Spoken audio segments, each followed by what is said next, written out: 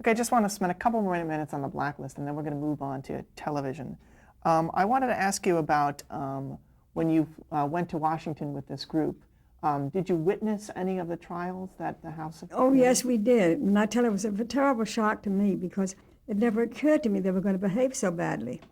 I mean, John Howard Lawson and those people, they screamed and yelled and had to be dragged out, by their hands and feet. They wouldn't answer the questions. And I was really quite shocked by that. I couldn't understand it. Of course, Philip Dunn had the best idea of what they ought to have said. And I think he told the press that when they were asked, are you a communist or whatever, they should say no. And they should say no, I will refuse to answer because I take the Fifth Amendment or whatever it was they were doing. But then afterwards, they should call a great press conference. And they'd say, now, unofficially, you ask me, and I'll tell you exactly what you want to know. I was a communist for 3 years, or I wasn't, or whatever the heck it was. But to stand on the right, not to when you're in there, when it's official. And, of course, he was horrible. The chairman, McCarthy. Chairman, was that his name? Parnell was awful, hammering away on his old gavel. And, he ended up going to jail himself for cheating on his income tax. So that was pretty sad. So what effect do you think the Hollywood group had? I think absolutely none. I don't think they had anything except convincing people that there was a lot of communism going on in Hollywood. And of course there wasn't. I mean, really, there was all those scripts they talked about. For instance, Ronnie Reagan, now he was opposed to this. He was one of the friendly witnesses. When he was president, he went to Europe, he went to Russia, and he took along some presents. And one of the presents he took was a picture. And the picture he took was the Quaker, the one about the Quakers with Dorothy McGuire and Gary Cooper, what was that called? Let me just think now. I just can't think quite what it was called, but it was a beautiful picture. But it was written by one of these Hollywood 10 people, but they crossed it off, or else he didn't know. But he went and reversed his ideas completely. And when you came back to, when that group came back to LA, how were you treated? Well, I couldn't get the jobs. I mean, my agent he'd say, I don't know what happened. You had a great big part at Columbia coming up. So I say I was on a roll then. And he said it disappeared. And then he said another part that they had. He said, I don't know what's happening. And then my great friend Luther Davis told me this news. And that was why, because I was on the list and they were crossing me off everything. So that's the first time you found out that you were on the list? Oh, yes. So that's when we moved to New York for a year or so. We stayed there a couple of years. And, when did you find that you could get jobs again? Well, then, for instance, for Father Knows Best, they were on radio for years. And for years, Eugene Rodney wanted to do a television show. And they kept asking me, and I kept saying, no, I don't want to be on a television serial. I wouldn't think of doing it.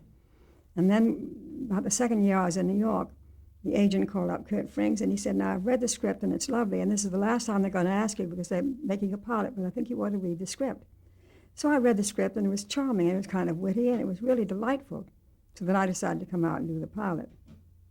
And by that time, were you off the blacklist, or do you think it was just... Well, I had to do something first. I had to be on some sort of Radio Free Europe or something like, some kind of a show like that.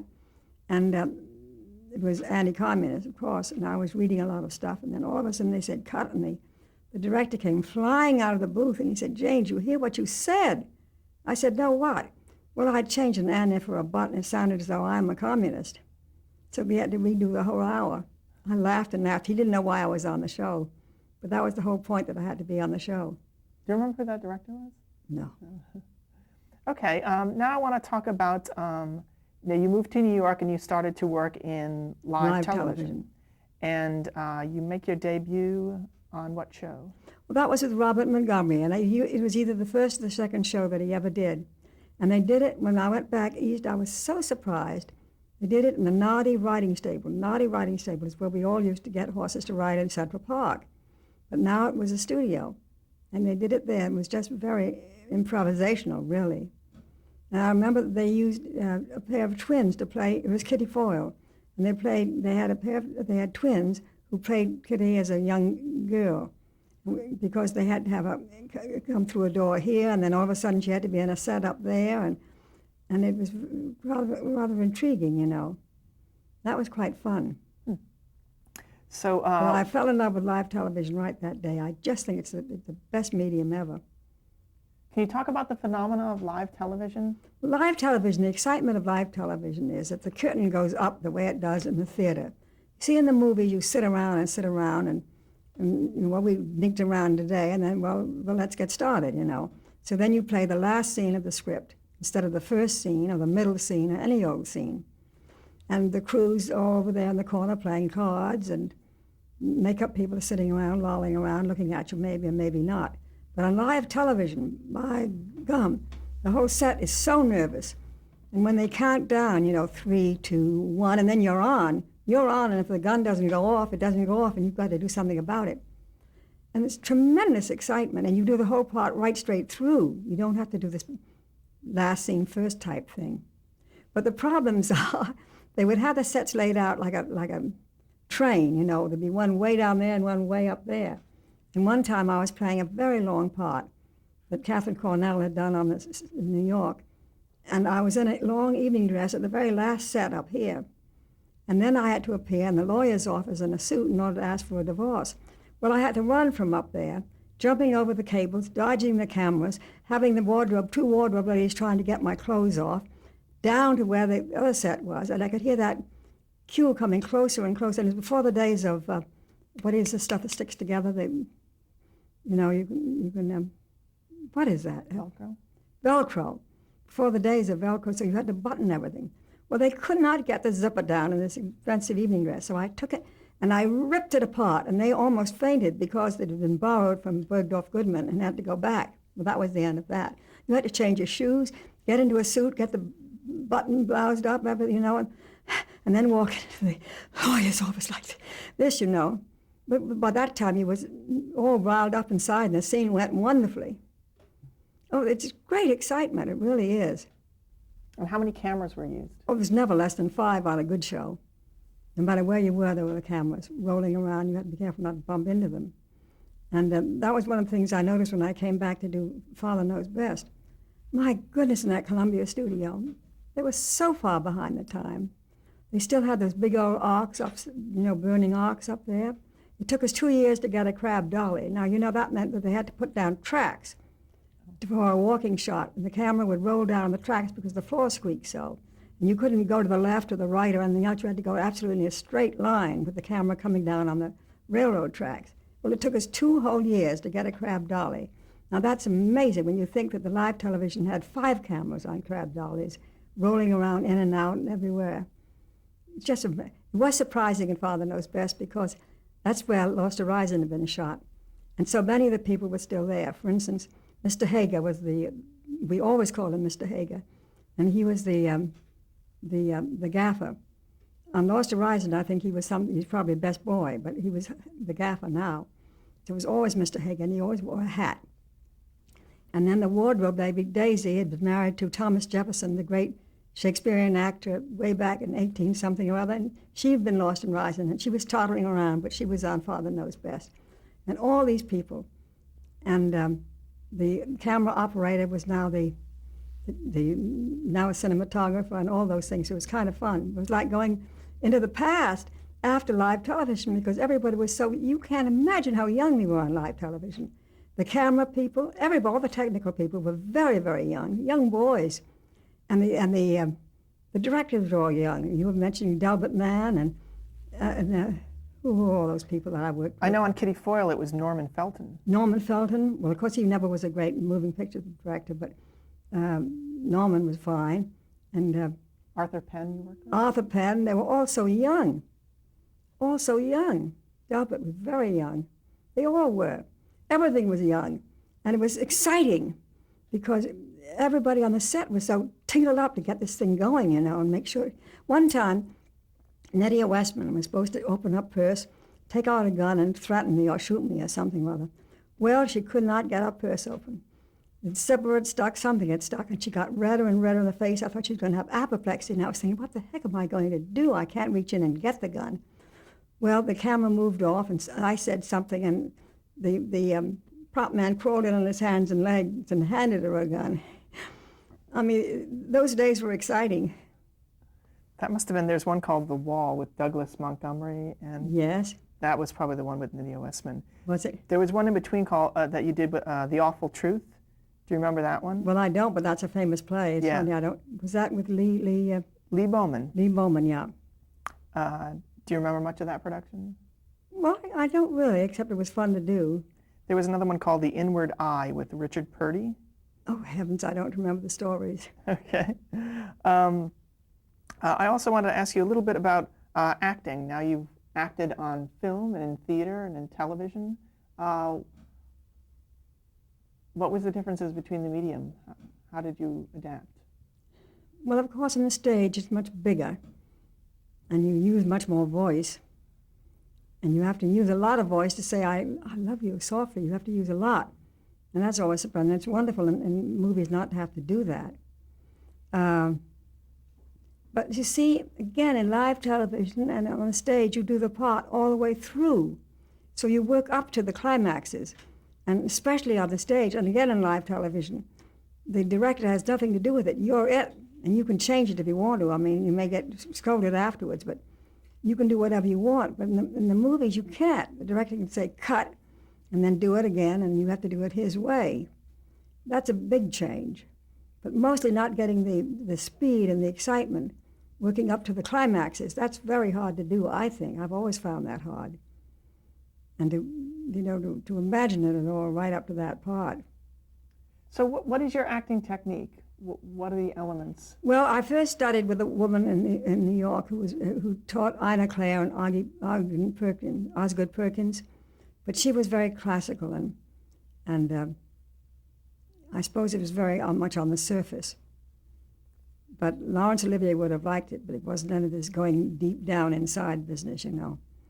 But then I studied with Lee. The play that I was in with the group was the one called Night Music with Elia Kazan. And then I went and studied with Lee Strasberg afterwards with the method, and Harold Clurman directed Night Music.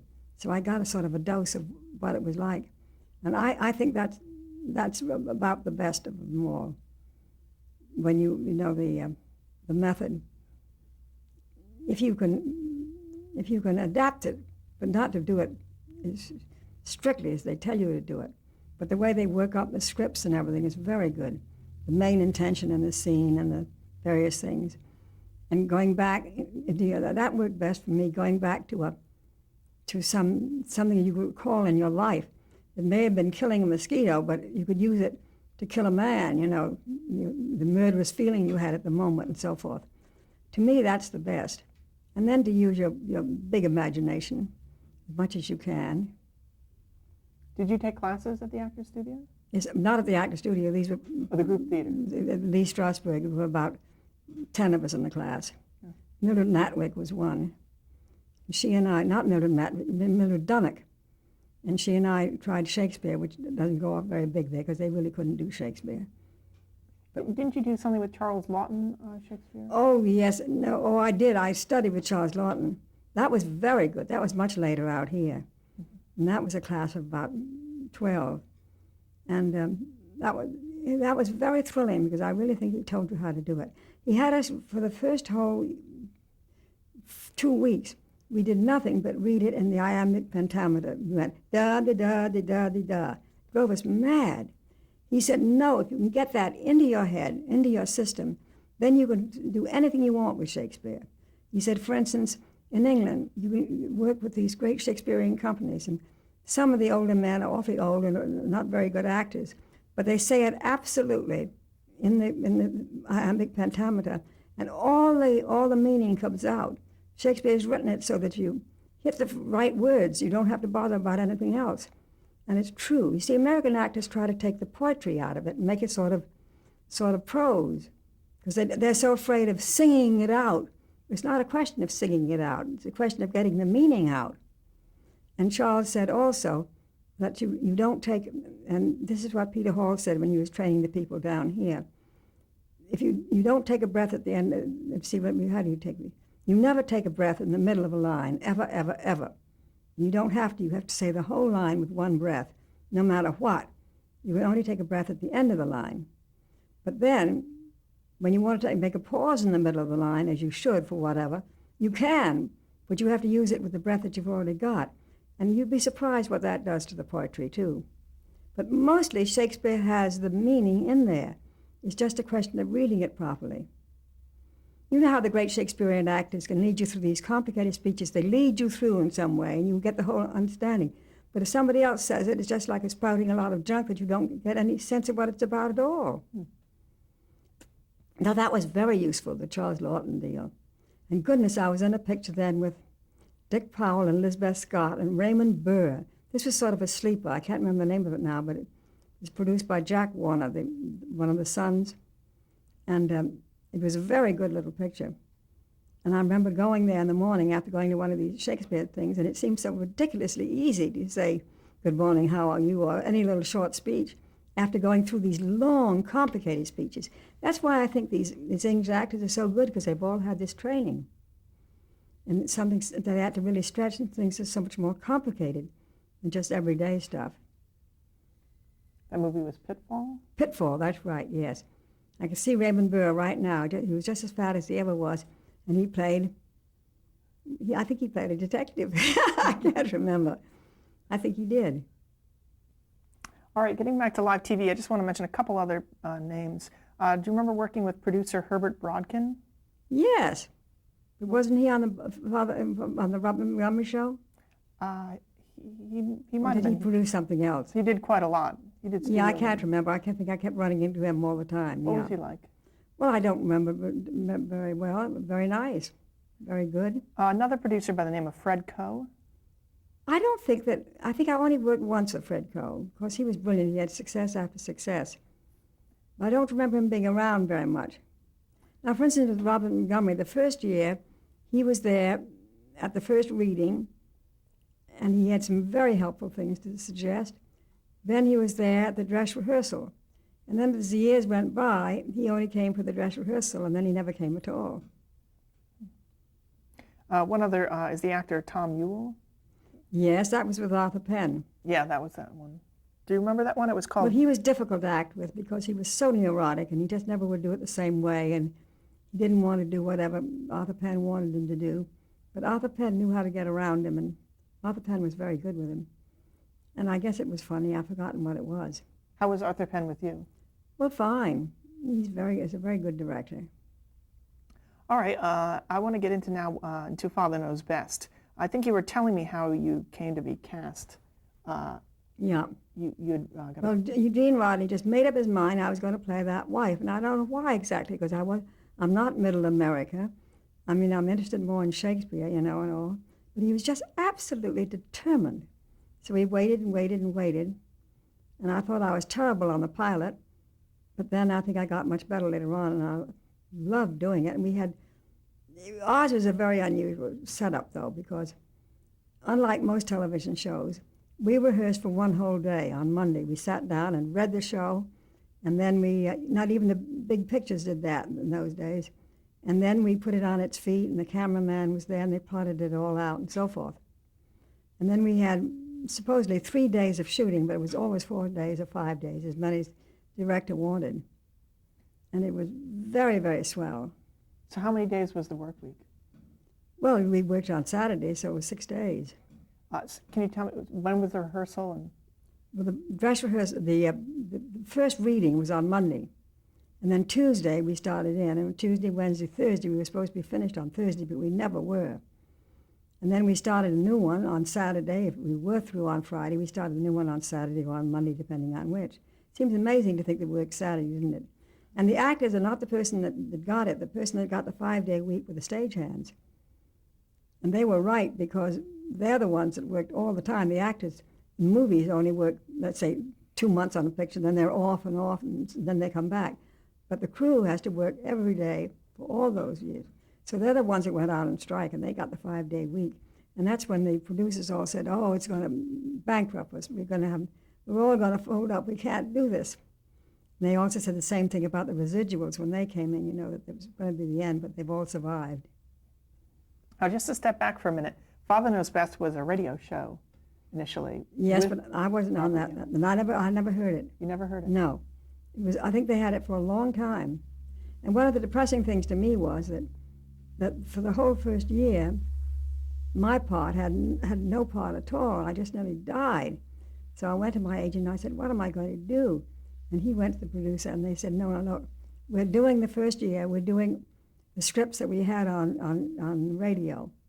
And that turned out to be mostly between father and the son, Bud. Bob and whoever played the son, you see. So they kind of used those up early on, especially while Billy was younger. And then the second year, I had marvelous parts, and that was fine. But this is another thing about Eugene Rodney. When I got here to do the pilot, all around his office were these piles of scripts, and I said, what are those? Well, he said, those are the scripts for the entire 39 weeks. Well, you know what TV is like. You usually begin getting new pages just before you do them. Now, we had them way ahead of time. And I think I don't think the general public realize how classy Father Knows Best is, but I'm sure that any technical person can see the amount of takes and shots and things that we had, the variety and things. How many cuts, for instance. It was really very, very luxurious. Do you know, I mean, I think Jean Vanderpyle was doing the mother on the radio series. Did she audition for the role of the TV? I have no idea. No idea at all. And can you describe, I don't know if we didn't really describe Eugene Rodney. What was he like personally? Well, he was very fastidious. He never appeared on the set that he had on a collar and a tie. And when he came on, you know, it was really, Mr. Rodney's on the set now. You have to pull yourself together. And Bob Young was his partner, but Bob did an extraordinary thing. He never seemed to remember that he was the producer of the show, because he sat around with us and complained about the food and the long hours and everything else, just like an actor. And I don't think he remembered that he was the producer, but he owned the show, he and Gene Rodney. But I think the success of the show was due to Gene Rodney. He cast it. He got our very good directors. Peter Tewksbury was our last one, who was brilliant. I don't know what happened to him. He gave up directing, but he was just brilliant as a director. And this was shot on film? Yeah. And was it shot, it's often said that it was shot like a film. Just like a film, yeah. You know, I think I was in the first film ever made for TV at Universal. It's called See How They Run or something. We're going to get to that. Oh, we are, We'll right. get to that. Now, so Robert Young really didn't do much on the producer end. He was doing... Oh, no, he didn't do anything on the producer end. He wanted to get rid of it. If he could, get shut of it. Now, I want you to describe the part that you played. What was the role you played? Well, I played the part of mother and wife, and she was a very nice person, a very good person. The only thing I objected to was you never saw her read a book or have a hobby or do anything, but that didn't seem to make any difference. I cooked and scrubbed and did everything that I should do. What did you do to prepare for the role? There wasn't much preparing to do. Yeah. I mean, the scenes were different, but I mean, the actual role was not. I did understand wife and mother because I was a wife and mother. And how did Margaret Anderson compare to you as a wife and mother?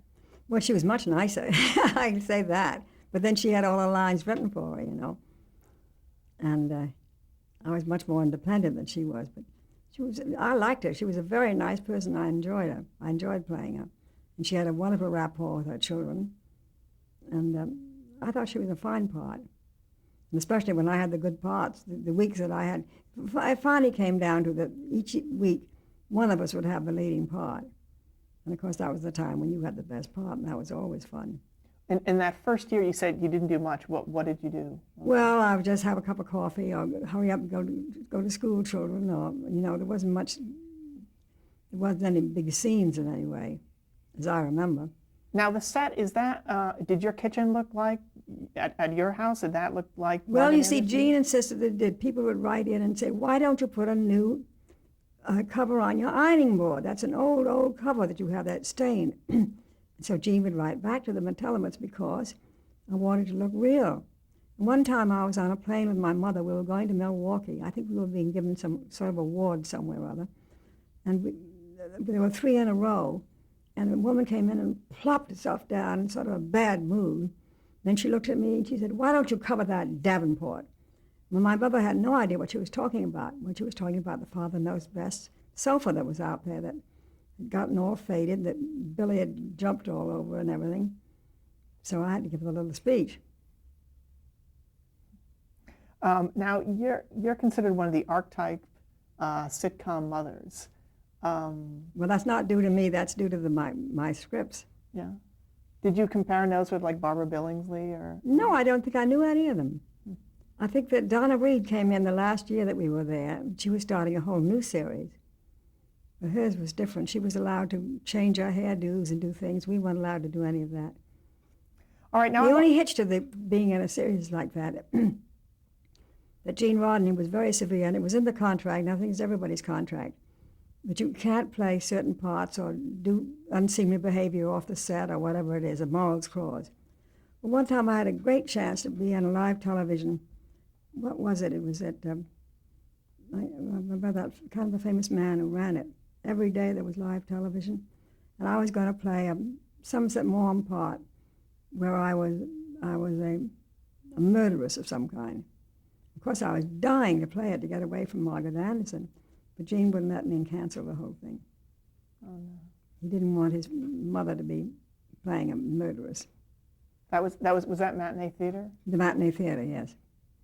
And in terms of the scripts, during the readings, was there any ad-libbing? Were you allowed to? We were never allowed to ad-lib at any time. We couldn't change an and if or a but.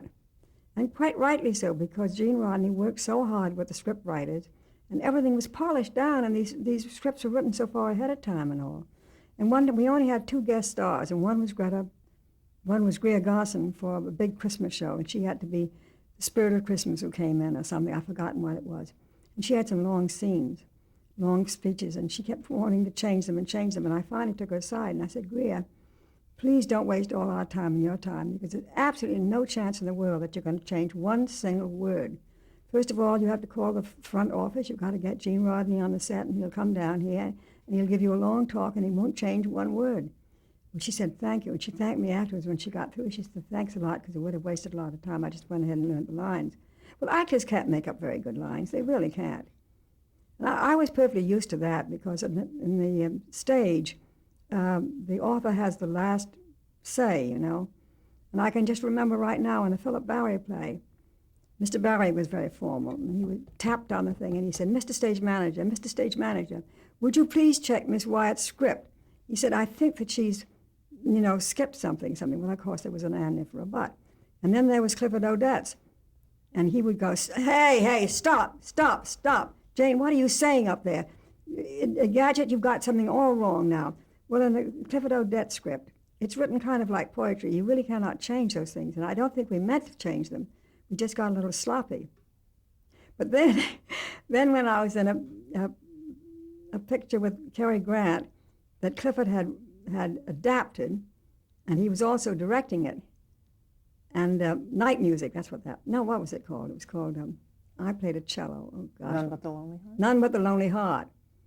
And somewhere, finally, I heard Clifford say, cut. And he said, Jane, why do you insist upon saying such and such and such and such? Well, I said, Clifford, because that's what the author wrote. I looked him straight in the eye. And he said, to hell with the author. He said, obey the directive. But he was the author. All right, we're going to stop there. So that was a big laugh.